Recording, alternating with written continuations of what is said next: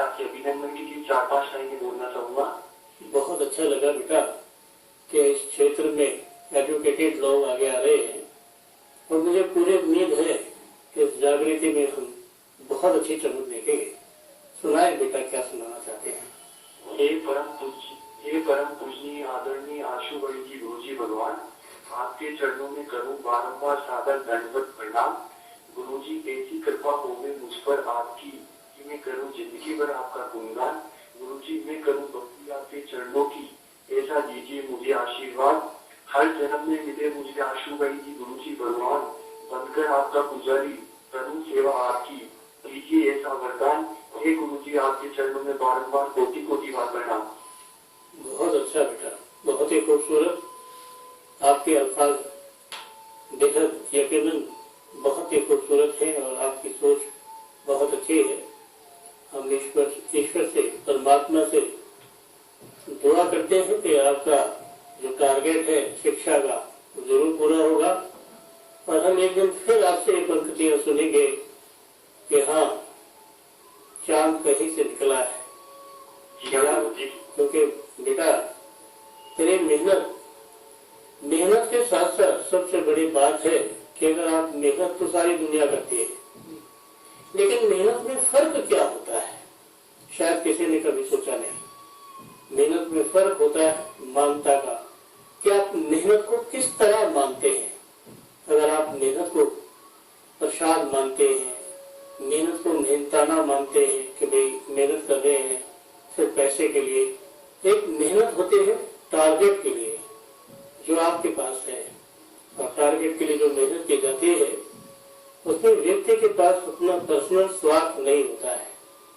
उसमें व्यक्ति को सिर्फ मेहनत करनी होती है और रास्ते बताने और उसका फल देना, उसका अंजाम देना गुरु का काम होता है। याद रखना, कहते हैं जब कोई चीज डेवलप होती है तो गंदगी फैलाती है और गंदगी ऐसी फैलाती है तो लोग उससे घृणा करते हैं। कहते हैं जब आप पढ़ेंगे, कहीं किताब पढ़ी होगी, कहीं पेंसिल पढ़ी होगी, कहीं किताब के पन्ने बिखरे पड़े होंगे, कहीं लिटरेचर पढ़े होंगे, कहीं आपका कंबल पड़ा होगा, कहीं कुछ पड़ा होगा और घर वाले आपकी हर बात का विरोध करेंगे कि ये कहाँ रख दिया, ये कहाँ फेंक दिया, ये क्या कर दिया। कारण वो खूबसूरत मकान जो बनता है उसका कचरा भी कहीं ना कहीं फेंका जाता है, जिस कचरे से सब लोग घृणा करते हैं। अरे कितना गंदा है, किसने फेंका है, क्या फेंका है, कितने गंदे लोग हैं, देखो कचरा कहाँ फेंक देते हैं। इसी तरह मनुष्य है, खाकर कचरा बाहर फेंक देता है, पोटी कर देता है, कपड़े चिथड़े फेंक देता है और किसी चीज की परवाह नहीं करता कि वातावरण दूषित होगा, पर्यावरण दूषित होगा, किसी को घृणा आएगी, किसी को कुछ होगा। आप जैसे हैं ऐसा सोचते रहेंगे तो यकीनन बहुत अच्छा होगा। और ये हम सबको सोचना है कि हमें जीवन में क्या करना है। जब तक हमारे जीवन में कुछ ना कुछ करने का संबंध पैदा नहीं होगा तब तक उसकी उत्पत्ति का मजा हम लोग नहीं ले सकते हैं। आपके जीवन में आपको शिक्षा का मौका मिला है और हम जरूर चाहते हैं कि आप शिक्षा में बेहतरीन विद्वान बने और आपकी विद्या जो है बहुत सारे लोगों के काम आए। जब आपकी विद्या कहीं पर काम आएगी तब मैं सच में आपका गुरु कहलाया जाऊंगा। तब आप मुझे कुछ भी कह देना, लेकिन उससे पहले आप मेरे नाम को ईश्वर मत लगाना, क्योंकि परमात्मा तो बहुत बड़ा है। अगर हम बीज को ये कह दें कि ये पेड़ है तो बीज की तौहीन है। बीज की एक अपनी शाखा है, बीज का अपना एक दायरा है। बीज चाहे वो नारियल का है, आम का है, गेहूं का है, सरसों का है, छोटे से किसी भी चीज का है, वो बीज है। और पेड़, हम ये कहें कि बीज पेड़ है, संभव नहीं है, शुद्ध भाषा नहीं है। याद रखना दोस्तों, आपको अपने जीवन में हमेशा शुद्ध और सच्ची भाषा का प्रयोग करना चाहिए, क्योंकि सबसे बड़ी बात है कि जीवन के अंदर अगर कामयाबी का परचम आप लहराएंगे तो उसमें जब आप लहराएंगे तो आपको जीवन का बड़ा आनंद होगा। वो कंचनजंगा बिल्डिंग या वो हिमालय की सबसे बड़ी चोटी जिस पर ध्वजा लहराया गया है, सबसे पहले तानसेन ने किसने लहराया था? नहीं समझेंगे। और वो जो सबसे पहले जिसने भी लहराया था वो कैसा था, कितनी खुशी हुई थी, क्या सोच के लहराया था, क्या टारगेट था? ये तो बड़ी जबरदस्त बात है दोस्तों। क्योंकि सबसे बड़ी बात क्या है कि हम जो जीवन में देखते हैं, हमने झंडा लहराता हुआ देखा, उसकी खुशियां हम भूल गए, हमें उसकी खुशियां याद नहीं आई कि उस आदमी ने मेहनत कितनी की है। ध्यान रहे, आपको जीवन में सबसे ज्यादा जो आप करते हैं मेहनत, अपनी नींद को खोते हैं, अपने सुख चैन को खोते हैं। जब खेलने का समय था, जब आप पढ़ते हैं तो आपको कैसा लगता है? क्योंकि सबसे बड़ी बात है आपके जीवन में कुछ न कुछ तो होना है। क्योंकि जब आप बहुत अधिक किसी चीज का सेवन करते हैं, मदिरा का, तो कहा जाता है कि शराबी है। जब कहा जाता है कि बहुत अधिक पढ़ते हैं तो कहते हैं पढ़ाकू है, बहुत अधिक लड़ते हैं तो कहते हैं लड़ाकू है, बहुत अधिक सोते हैं, कोई काम नहीं करते तो कहते हैं बड़ा आलसी है। ऐसा ही कुछ तो है। आप क्या जानना चाहेंगे बेटा? हेलो, क्या आप मुझे सुन रहे हैं? लगता है आपका संपर्क हमसे छूट गया है, लेकिन कोई बात नहीं दोस्तों, अच्छे लोगों का संपर्क हमेशा कहीं ना कहीं जुड़ा रहता है। और शायद मेरी ही इसमें गलती रही कि मैं कुछ ज्यादा उपदेश दे बैठा। कारण यही है दोस्तों, जो मुझे अच्छा लगता है मैं उसके विषय में जरूर कुछ ना कुछ कहता हूँ। और खास तौर से जो विद्यार्थी हैं, जिन्हें सीखने का शौक है, उन्हें सबसे पहले संस्कार सीखने हैं। उन्हें सबसे पहले अच्छे एक बात बताओ दोस्तों, अगर आप कोई हथियार देखते हैं, आपके सामने तलवार रखी जाए तो तलवार को क्या देखेंगे? अलट पलट के देखते रहेंगे, बड़ी भारी है, बड़ी चमकदार है, बड़ी तेज धार है, बड़ा मुट्ठा बड़ा अच्छा है, ये आप देखेंगे। और जो चलाने वाला है वो उसे चलाकर देखेगा कि भाई वाह क्या बात है, क्या स्पीड है, कितना शार्पनेस है, कितनी है। बस ऐसा ही है कि अगर आप विद्या ग्रहण करते हैं और आप संस्कार का प्रयोग नहीं करते हैं, माता पिताओं का आदर नहीं करते हैं, गुरुओं का सम्मान नहीं करते हैं, आप कहीं से भी सीखे कुछ भी है। पढ़ने लिखने के बाद मैंने अक्सर एक शिकायत सुनी है पेरेंट्स के मुंह से कि हमारा बच्चा इन सब चीजों को नहीं मानता है। आप जरा मुझे ये बता दें कि वो ऐसी कौन सी पढ़ाई पढ़ गया, ऐसी कौन सी शिक्षा आपके बच्चे ने ग्रहण कर ली और वो शिक्षा जो है इतनी बड़ी हो गई कि वो किसी चीज को नहीं मानता, रिगार्ड करना उसने बंद कर दिया है। वो कहता है ये सब चीजें कुछ नहीं होती, सब झूठ है, सब फ्रॉड है। उसने अजमा कर भी नहीं देखा और खुद ही बोल दिया। या बहुत से लोग कहते हैं कि वो हमारे जो साहब है इन चीजों को नहीं मानते हैं। बड़े कमाल की बात है, किन चीजों को मानते हैं? कौन सी सभ्यता को मानते हैं? जहाँ पर संस्कार सिखाया जाए, जहाँ पर आदर सत्कार सिखाया जाए, और आप उसी चीज को नहीं मानते हैं, तो बड़े ताज्जुब की बात है कि आप किस चीज को मानते हैं। देखो दोस्तों, हम मजहब और धर्म नहीं सिखाते हैं, क्योंकि मजहब और जो धर्म है ये तो आप अपने घर में सीख ही जाते हैं। हम आपके जीवन के लिए हमेशा बेहतरीन तौर और तरीके सिखाते हैं।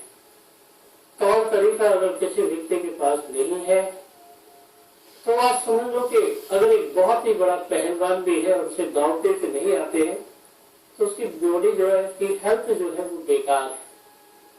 यह एक सुंदर लड़की है, बहुत सुंदर है, इतनी सुंदर है कि देखने में बुत लगती है, ऐसे लगता है जैसे संगमरमर का बुत है, लेकिन एजुकेटेड नहीं है, इसे कोई काम करना नहीं आता, इसे कुछ बात करना नहीं आता, सिर्फ पहनने उठने का सलीका नहीं है, तो लोग ये कहेंगे कि सुंदर नहीं है।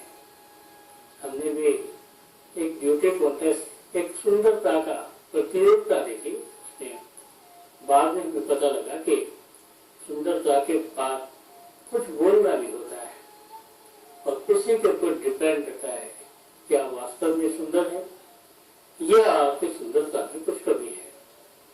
बड़े ताज्जुब की बात है दोस्तों कि अगर आप पढ़े लिखे हैं, बेहतरीन पढ़े लिखे हैं, और किसी गरीब बीमार को या किसी अपाहिज को देखकर आपकी भाषा बदल जाती है, तो सच में आपके पास शिक्षा की कमी है। आपने वो सब नहीं सीखा जिसे सीखना बेहद जरूरी था।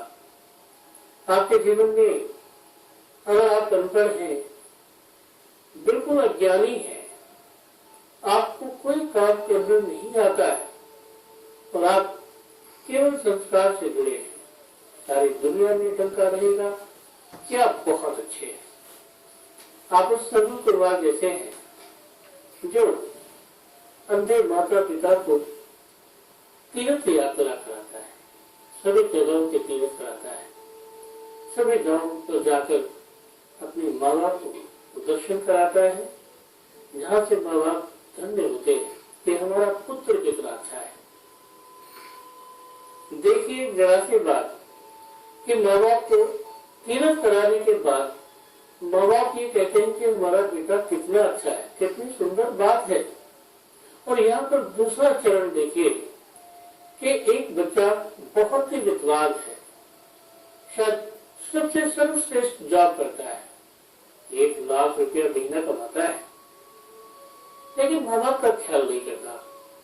तो माँ बाप क्या कहते हैं, अरे बेकार है हमारा बेटा, उसे तो माँ बाप को बिल्कुल चिंता नहीं है। अब ये बताइए कि दोनों बच्चों में क्या फर्क है कि एक बच्चा अपने माँ बाप को पूरे तीर्थ कराता है और जब उसके राजा दशरथ का बाण रहता है तब भी वो राजा दशरथ से यही कहता है कि मेरे माता पिता को पानी पिला देना, उन्हें बहुत प्यास लगी है और ये न बताना कि उनके साथ क्या हुआ है। ये कितना बड़ा शिष्टाचार है, ये कितनी बड़ी आदर की बात है और यही बात दिल को छूती है दोस्तों। और इसी बात के तहत उन्होंने शराब दिया राजा दशरथ को और उस शराब से उसके भी बच्चे उससे दूर रहे। अभी आपके जीवन में क्या है कि आप बहुत अच्छा कमाते हैं, बहुत ही खूबसूरत ढंग से अपनी पत्नी के साथ रहते हैं, बहुत अच्छा स्टेटस बनाकर रहते हैं, शाम को क्लबों में जाते हैं, बढ़िया रेस्टोरेंट में जाके पार्टी करते हैं, आपके बच्चों को बहुत तहजीब है, अच्छा एटिकेट है और आपके बच्चे बेहतरीन स्कूल में पढ़ते हैं, इंग्लिश कॉन्वेंट स्कूल में पढ़ते हैं और आपके माता पिता बेहद परेशान है, इतने परेशान है कि वो कई बार ये सोचते हैं कि पोते का मुंह देखा जाए, पोते का मुंह देखा जाए, आपके बच्चों से मिला जाए और आपके बच्चे, क्योंकि आप ऐसा समझते हैं कि आपका स्टेटस अब बड़ा हो गया है, आप कहते हैं नहीं नहीं बाबूजी रहने दो, ये बच्चा ऐसे नहीं करेगा। कारण क्या है? कारण ये है कि जब आपके अंदर अटैचमेंट खत्म हो जाएगी, फीलिंग्स खत्म हो जाएगी, अपनों के प्रति प्यार खत्म हो जाएगा, तो आपको जानकर हैरानी होगी कि आप कितने भी बड़े रहे आप भी खत्म हो गए। कारण कौन मानता है आपको? सिर्फ बच्चे, आपकी पत्नी, आप 3-4 लोगों में खुश हैं, लेकिन वो बुजुर्ग जो दुनिया जहां से आपको बचाता आया, जिसने अपनी एक एक ग्रास को छुपा छुपा कर तुम्हें खिलाया है, जिसकी वजह से तुम आज इस स्टेटस पर पहुंचे हो, जिसने कभी कोट नहीं पहना था, आज तुम हमेशा कोट पहनते हो, आज तुम हमेशा टाई लगाते हो, आज तुम हमेशा एक बाबूजी कहलाए जाते हो और सबको अच्छा लगता है। ये बहुत अच्छा लगेगा अगर आप अपनों के प्रति बहुत अच्छा बिहेव करेंगे, बहुत अच्छा बर्ताव करेंगे। और सच में वही बर्ताव सबसे अच्छा बर्ताव है जो सबको नहीं, कम से कम ऐसे लोगों को अच्छा लगता है जो आपके बेहद करीब है। और आप एक बार उनका ख्याल करके देखिए, दुनिया आपका ख्याल करेगी। अगर आप एक बुजुर्ग का, अपने पापा का ख्याल करते हैं तो दूसरे बूढ़े से बोलता है मेरा बेटा बहुत अच्छा है, बड़ा संस्कारी है और उसके पास वो सभी गुण हैं जो एक अच्छे बेटे के पास होने चाहिए। एक बुजुर्ग दूसरे बुजुर्ग से कहेगा, उसके मन की अभिलाषा रहेगी कि उसका भी पुत्र को इस तरह करे। और इस तरह आप देखेंगे कि आपके जीवन में खुशियों की बगिया खिल गई है, खुशियों के फूल खिल गए हैं और खुशियां आपके घर को महका रही है। आपको छोटी छोटी चीजें आपके जीवन को, आपके भविष्य को और आपकी उन मुख्य वस्तुओं को जिन्हें आप हमेशा चाहते हैं कि आपके पास रहे, तो आप हमेशा से फील करेंगे कि वास्तव में वो आपके पास तो है। लेकिन पढ़ाई लिखाई का ये मतलब नहीं है कि आप अपने बच्चे से कहें कि बेटे क्या आप स्कूल जाएंगे, क्या आप खाना खाएंगे, क्या आप कपड़ा पहनेंगे, आप सो जाइए बेटा, आप थक गए हैं, आपको नींद आ रही है ना।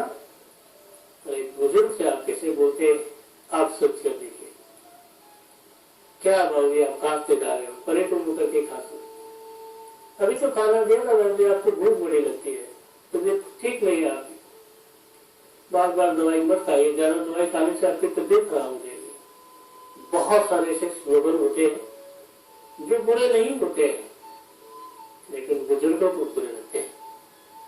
एक बुजुर्ग और एक बच्चा दोनों की एक चीज है, दोनों प्यार चाहते हैं।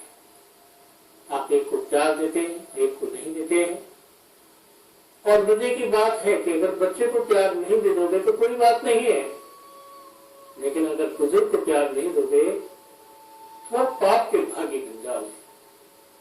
आपकी तरफ पाप चलने लगेगा और आपकी तरफ पाप आपको सादृश दिखेगा कि आपने पाप पा लिया है, बाप ने पा लिया है, पाप को पा लिया है।